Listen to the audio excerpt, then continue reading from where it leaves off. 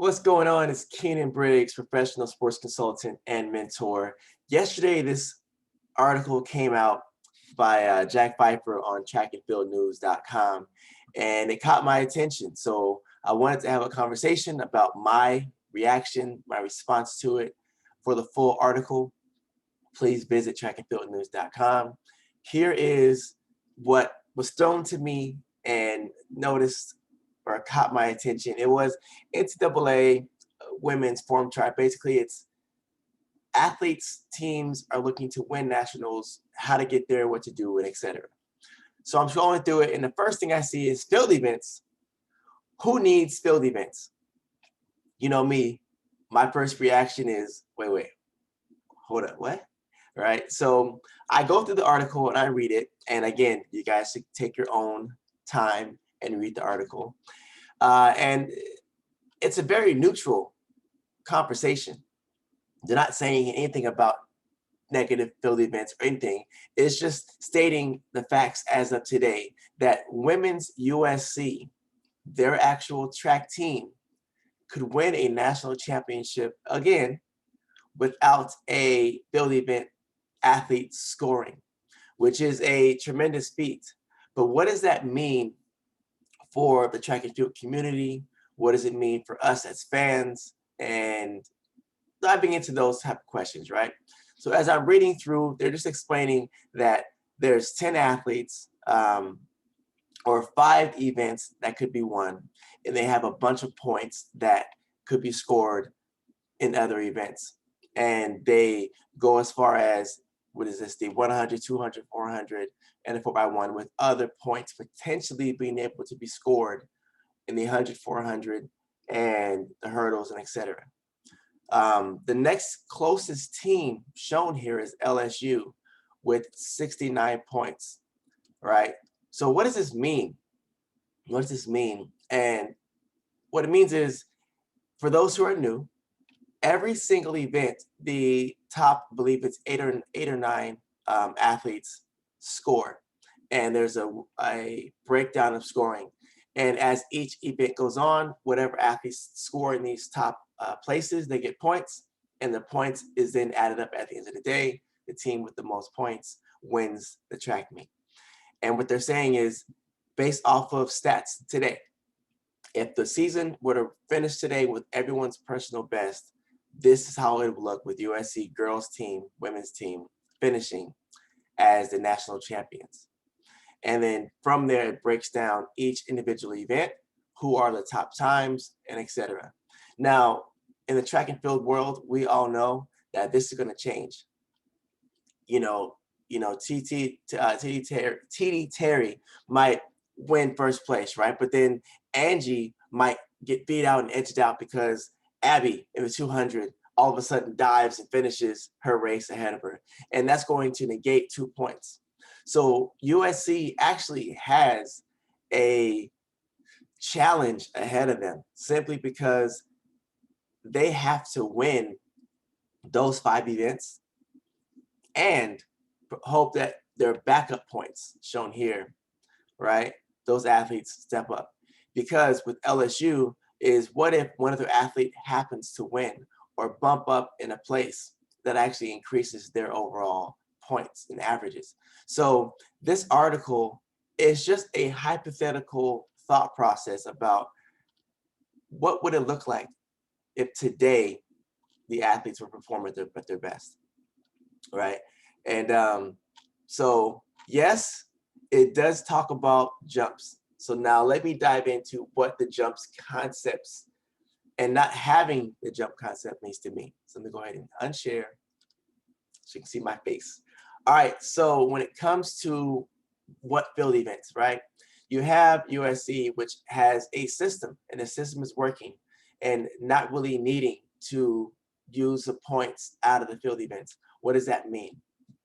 Well, from my perception, what it means is that when you spend money, when a coach says, I have $10,000 to donate towards a scholarship or whatever it may be for athletes, when I recruit a sprinter, let's say I recruit a 100-meter sprinter, that's one of the top in the nation, all right? And I get them for the 100-meter dash. Obviously, if we can figure out how to prolong that speed, they'll be able to run a 200-meter dash really well. That's 2 events. Now we look at, well, can they hang on to that for the other 200 meters? The odds are, if they're a runner, they're fast. Yeah. All right. So now they're running a fast 400. And now I have the 4x1, which is the 100, which is their primary event. Then we also have the 4x4, which is a stretch. But if they run a fast 1, they probably run a fast 2. If they run a fast 2, they probably can run a decent 4. Right. So now we're looking at the 2, the 1, the open 400, which is a possibility, the 4x4, and the 4x1. 5 events where an athlete can actually help on the team. And if they can step over a hurdle, then there's a possibility there as well in the 100-meter hurdles. So you're looking at a potential of 5 events, a stretch of 6 events for that $10 or $10,000 for one athlete. Now let's look at the jumpers. Let's say you have a jumper who is a specialty niche triple jumper. Now, the triple jumper probably could run the 100, maybe the hurdles, but that's about it, right? You're not going to throw the triple jumper in to multiple events because the triple jump is during a certain part of a time of the meet. So now if you're a triple jumper and the coach says, I want to give you a scholarship, well, what benefit, what value do you have to the team? And the answer is you're a triple jumper, maybe long jump, and maybe high jump, but high jumpers typically are needed to sit in the actual high jump apron because they have so much going on. They got to be rested, they got to be effective. So now if you're looking at a person who just does a jump, if they choose to recruit you, you have to be a national champion. You have to be that because they need those points. But if I have an athlete that does 5 events and they can get 8th place or 7th place in at nationals in all 5 events, well, now we're looking at 10 points spread across those. But let's just say they go crazy and run and actually win first place in all 5 events. You're looking at 50 points. And we just showed that 71 points as of right now is projected to be the high score to win a national championship. Even if you just win 2 events on your own, that's still 20 points versus the triple jumper only gets that 1. So when they're looking at recruiting is the reason why he said field events, we don't really need it to win a championship, is because, to be honest, when it comes to business, you don't. They don't need you, right? So it's my response to that field events is what is they don't need field events, AKA they don't need you, the jumper, on the team. The sprinters are more of a value to the team, is what I'm hearing, right? And again, his Jack Pfeiffer's article was neutral. There's nothing bashing in any direction, just stating the facts, right? And so I asked myself, well why? Why no field events? Now, are there field event athletes that are on USC's team that could score at nationals? Yes. There's a high jumper in there. There's a couple other athletes that can sneak into there and get to nationals, and they can improve, right? And so my thing is, well, what's happening? Why is field events not as important? Because what I see is a potential trend.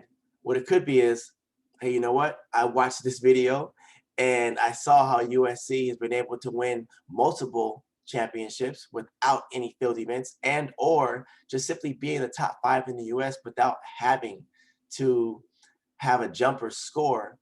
Well, then it's going to be a trend that let's recruit more sprinters and more hybrid athletes than just jumpers and field event athletes. Well, that part scares me. And what scares me about it is we're losing the value of the field events. We're already off the track. We're not even in the stadium in some arenas, right? And so what's the real issue? So as I keep letting this resistance boil down, well, what's really happening? It really comes down to education. Education of the coaches, facilities, which comes down to money, education when it comes down to the athletes, when it comes back down to the money with educating the consumer, when it comes down to TV time, uh, education of the viewers of the sport. When an athlete is watching pole vault or shot put, they don't know what's really happening because we're not educating the consumer, right? When it comes down to the 100-meter dash and to the shot put, well, you can't practice the shot put without the actual facility. You need the ring. You need the actual ball to throw, the shot put itself. When it comes to the 100, you go outside, you get tape or some shoes, and you run from car to car, and you run as fast as you can. There's your training, right? When it comes to pole vault, you need a $5,000 pit to land on. You need a $500 pole just to get up over the bar. You need a bar. You need the standards. You need a coach to safely teach you how to do it. You need 2, 3, or 4 or 5 actual poles to adjust to when it gets certain heights. Triple jump, you need a runway, right? Triple and long jump, kind of same thing. High jump, same concept, right? A lot of money is invested into those events, and those are the field events. They use apparatuses, they use things, versus the hurdles does use hurdles. So there's a higher cost there. When it comes to the 1, the 2, the 4, the 8, the mile, the 10K, all the relays, you don't need much. The relays is probably the most expensive event when it comes to the open runs, right? So now I'm thinking, well, what do we get to do to make this change? And I don't know. So now I'm kind of rambling, but if you're with me, thank you for staying with me. It's just that as I saw the video, I realized that there's something missing, all right? And so now it's my job, it's our job to educate, train ourselves to learn how to teach the triple jump, the long jump, the other events, to where people get more involved in the events. As people get more involved in it, now we have people that are teaching the event correctly. We also have consumers that are educated in the event itself that allow them to come watch it. As they watch it, TV commercials, TV times, YouTube videos, ad revenue, all those things start to build up. Now money goes into those programs. As the programs start to make money, such as a lot of schools are cutting programs, will start getting money into their program. Now from there, they can offer scholarships. So now people are going to be training harder to earn the scholarships. So now we can have an article done by Jack Pfeiffer on trackandfieldnews.com that says a team now wins national championship with a score in every single event on the track and field. That would be great, right? So if you have any questions about this, or you have a perspective or comments, please comment in the comment section below. Those who are watching, I'm at about 90% of my views are non-subscribers. All I need you to do is, if any of my videos, this one, my triple jump videos, long jump videos, training concepts, motivation, any of those videos make sense to you, please subscribe. What that does, it allows me to be seen and noticed by YouTube. And as they see and notice me, then they do a lot of fun things. And as they do fun things for me, I can do more, such as get better quality videos, put out more content more often, and etc. I love doing this. Please support me by simply clicking subscribe. All right, I will see you all next time. If you have any direct questions when it comes to ability, mentality, I have amazing programs, leadership, mentorship programs, training elements, virtual coaching, all that is available. Please make sure you send me an email, info@KeinanBriggs.com, and I will see you all next time.